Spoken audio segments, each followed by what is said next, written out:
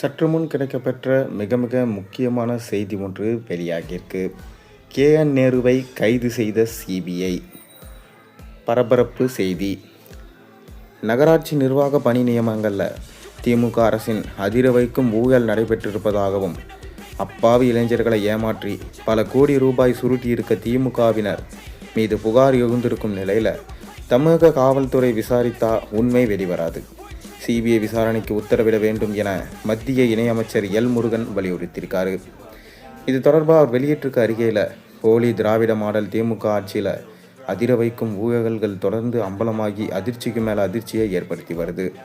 மணல் கொள்ளை ஊழல், மது விற்பனை ஊழல், குழந்தைகளுக்கு வழங்கும் ஊட்டச்சத்திலும் ஊழல், மின்சார கொள்முதல் ஊழல், கட்டுமான அனுமதி ஊழல், பேருந்து கொள்முதல் ஊழல் என எங்கும் எதிலும் ஊழல்கள் தான். ஊழல் வழக்குகளில் சிக்கி திமுக நிர்வாகிகளும் அமைச்சர்களும் நீதிமன்றப்படி ஏறி இறங்கி கொண்டு இருக்காங்க. அந்த வரிசையில் தமிழக அரசின் நகராட்சி நிர்வாகத்துறையில் நடந்திருக்க மிக பெரும் லஞ்ச மோசடி முறைகேடுகள் தற்போது தமிழகத்தை பெரிய அளவில் அதிர வச்சிருக்கு. தமிழக அரசின் நகராட்சி நிர்வாகம் மற்றும் குடிநீர் வழங்கல் துறையில் நடந்த கூறப்படும் வேலைவாய்ப்பு ஊழல் தொடர்பாக அமலாக்கத்துறை முக்கிய தகவல்களை வெளியிட்டிருக்கு. இந்த துறையில் 2538 அதிகாரிகள் மற்றும் பொறியாளர்களை நியமனத்தில் பெருமளவில் முறைகேடுகள் நடந்திருப்பதாகவும், ஒவ்வொரு பணிக்கும் 25 லட்சம் முதல் 35 லட்சம் வரை பெறப்பட்டதாகவும், ஆதாரங்கள் சிக்கியிருப்பதாகவும் அமலாக்கத்துறை தெரிவித்தது. இது தொடர்பாக தமிழக காவல்துறை வழக்கு பதிவு செய்து விசாரணை நடத்த வேண்டும் என்று அமலாக்கத்துறை கடிதம் எழுதியது.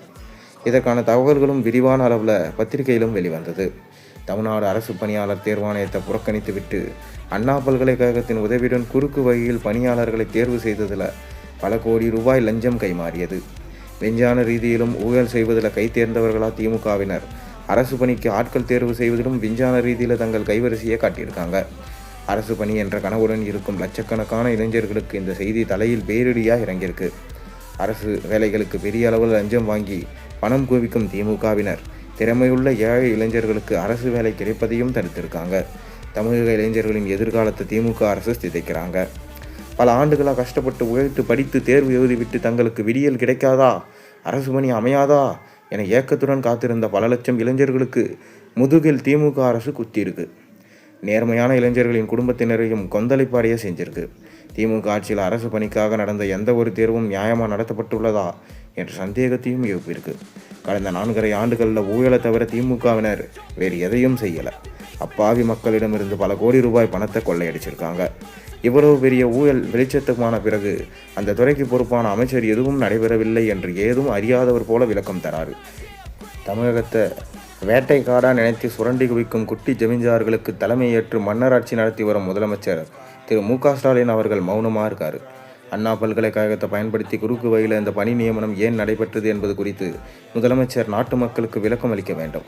அரசு பணிக்கு லஞ்சம் பெற்றுள்ள புகார் குறித்து வெளிப்படையாக விளக்கம் தர வேண்டும். நகராட்சி நிர்வாக பணி நியமனங்களில் நடைபெற்ற ஊழல்கள் தொடர்பாக அமலாக்கத்துறை அனுப்பியிருக்க ஆதாரங்கள் அடிப்படையில் முதலமைச்சர் திரு மு.க. ஸ்டாலின் தலைமையிலான நேரடி கட்டுப்பாட்டில் இயங்கும் காவல்துறை வழக்கு பதிவு செய்து நடவடிக்கை எடுக்கும் என எதிர்பார்க்க முடியாது. அப்படி பெயரளவுக்கு வழக்கு பதிவு செய்தாலும் அதில் ஊழலை மறைக்க மோசடி நடக்கும்.